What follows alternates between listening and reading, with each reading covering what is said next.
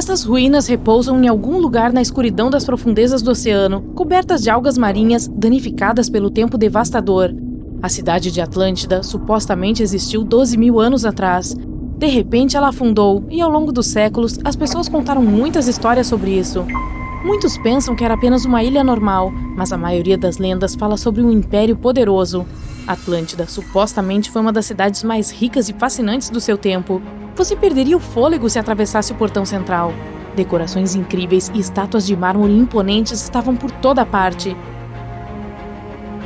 O boato diz que a cidade inteira ainda segue debaixo d'água.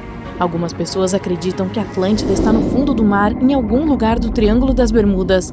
Alguns até afirmam que uma pirâmide submersa no Atlântico é de alguma forma responsável pelos aviões, barcos e pessoas desaparecidos misteriosamente lá e ninguém pode rastreá-los. A história conta que, no final da década de 1960, um grupo de caçadores de tesouros se deparou com as ruínas de uma antiga cidade. Aconteceu durante uma expedição de mergulho na região das Bermudas, na costa de Miami.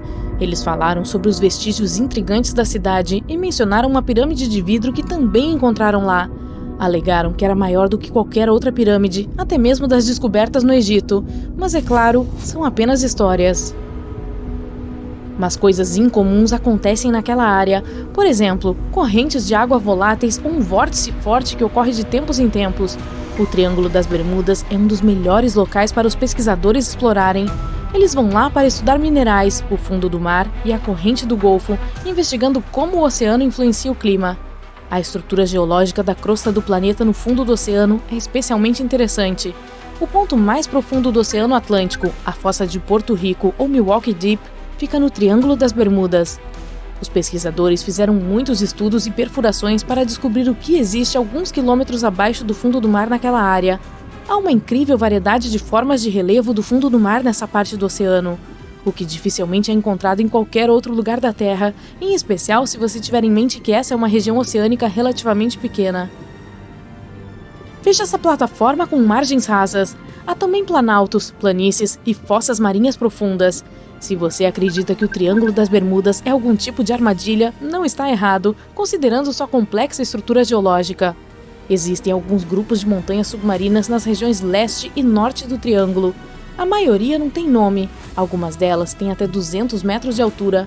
Na superfície seriam consideradas colinas devido à altura, mas pelos padrões do oceano, essas chamadas colinas subaquáticas são como pequenas montanhas. Elas são elípticas ou redondas. Você pode ver isso se olhar de cima. Existem mais montes submarinos no Pacífico do que no Oceano Atlântico.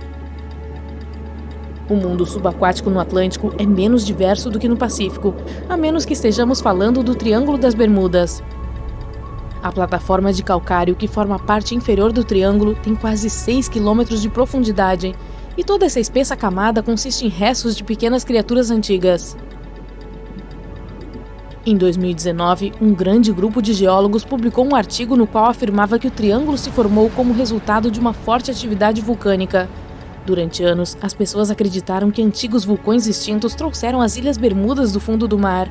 Então, uma teoria diz que as Ilhas Bermudas se formaram porque houve interrupções nos fluxos de magma.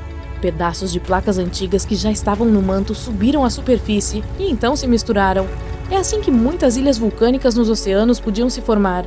Sabendo disso, os escritores de ficção científica dão asas à imaginação, contando histórias sobre criaturas assustadoras e cidades místicas ou ilhas escondidas bem no fundo de todas aquelas camadas. Todas essas histórias misteriosas encorajam as pessoas a criar suas próprias teorias. No século XV, um homem bem conhecido chamado Cristóvão Colombo participou do que mais tarde se tornaria uma das maiores e mais importantes expedições de todos os tempos. Ele foi uma das primeiras pessoas a contar histórias sobre uma região misteriosa que mais tarde foi chamada de Triângulo das Bermudas. Essa área foi inicialmente chamada de Ilha Somers, em homenagem ao herói naval britânico e corsário George Somers, mas o explorador espanhol Juan de Bermúdez descobriu a ilha em 1515 e foi aí que a área ganhou o nome que tem hoje. Colombo mencionou ter avistado algumas coisas bastante estranhas nessa área, começando com uma luz semelhante à de uma vela, movendo-se para cima e para baixo ao longe. Ele imediatamente avistou sua tripulação, pedindo que ela olhasse para a luz, que sumia e reaparecia. Ele falou sobre estrelas que pareciam se mover no céu. O ponteiro de sua bússola também enlouqueceu. mas a coisa mais incomum que ele afirmou ter visto foi um objeto brilhante desconhecido saindo do mar e disparando em direção ao céu.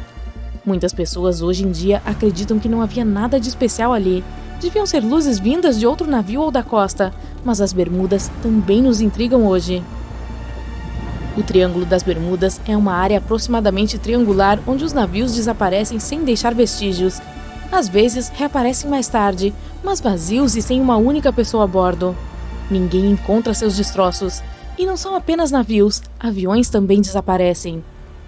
O veleiro de treinamento HMS Atalanta foi um dos primeiros casos na série de mistérios do Triângulo das Bermudas. O navio saiu de um estaleiro nas Bermudas, rumando para a Inglaterra em 1880. Nunca chegou às Ilhas Britânicas. Na verdade, nunca saiu da região das Bermudas.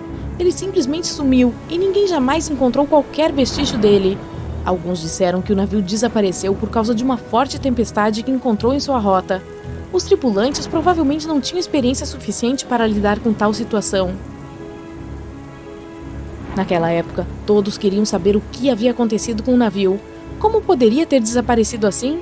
Chegou às manchetes. As pessoas apresentaram todos os tipos de teorias possíveis sobre o que poderia ter acontecido. A história continuou com o carvoeiro Cyclops. Em 1918, partiu da ilha de Barbados e, passando alguns dias, a situação repetiu-se. O navio desapareceu sem deixar rastro, com mais de 300 pessoas a bordo. 3 anos depois, em 1921, uma guarda costeira em Diamond Shoals, perto de Cape Hatteras, Carolina do Norte, descobriu um enorme navio comercial encalhado. O guarda estava preparado para ajudar as pessoas em apuros, mas não havia ninguém para salvar. O navio estava vazio. Nenhum dos passageiros ou membros da tripulação estava lá. Algumas teorias sobre esse acidente incluíam piratas, mas ninguém realmente descobriu o que aconteceu. O voo 19 acabou por ser um dos incidentes mais famosos naquela região. Um grupo inteiro de aeronaves desapareceu na área em 1945. Outra expedição de resgate também não foi bem, porque uma das embarcações com 13 tripulantes também desapareceu. E não é que essas coisas apenas tenham acontecido há muito tempo. Um navio de 9 metros de comprimento com 20 pessoas a bordo desapareceu um dia após chegar a Lake Worth, Flórida. Não havia registros do navio nem sinal de socorro. A missão de busca envolveu barcos e aeronaves e durou 84 horas. A equipe de resgate cobriu uma área que era quase 2 vezes o tamanho de todo o estado de Massachusetts, mas ainda nada. O Triângulo das Bermudas é um lugar de grande mistério, mas as ilhas são um local perfeito para passar férias. É uma excelente região para quem gosta de golfe, por exemplo.